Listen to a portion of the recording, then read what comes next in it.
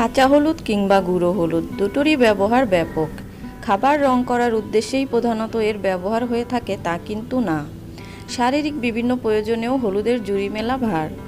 কেবল হলুদ দিয়েই অনেক রোগ নিরাময় করা সম্ভব। প্রাচীন আয়ুর্বেদ শাস্ত্রে বিভিন্ন ত্বক পরিচর্যাকারী ঔষধি তৈরি করতে বা কোনো স্বাস্থ্যের প্রয়োজনীয় উপাদান তৈরি করতে হলুদের ব্যাপক ব্যবহার হয়ে আসছে।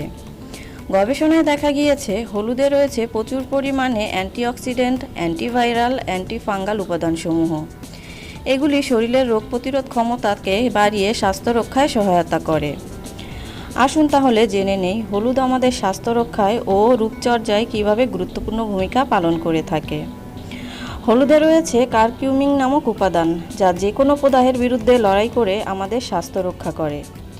খোসপাসরার মতো আরও অন্য চর্মরোগ সারাতে পরিমাণ মতো কাঁচা হলুদ বাটার সাথে নিম পাতার বাটা মিশিয়ে শরীরে লাগাতে হবে। এভাবে কয়েকদিন লাগালে চর্মরোগ ভালো হয়ে যাবে। হলুদ রক্তের কোলেস্টেরলের মাত্রা কমাতে সাহায্য করে। সকালে খালি পেটে কাঁচা হলুদ খেলে কোলেস্টেরলের মাত্রা কমে যায়। যাদের আমবাত রয়েছে তারা নিম পাতার গুঁড়া, হলুদ গুঁড়া ও আমলকি গুঁড়া একসাথে মিশিয়ে সকালে খালি পেটে খেলে খুব তাড়াতাড়ি অসুবিধা দূর হবে। এছাড়াও হলুদ এইডস, ডায়াবেটিস, সর্দি কাশি নিরাময়ে গুরুত্বপূর্ণ ভূমিকা পালন করে।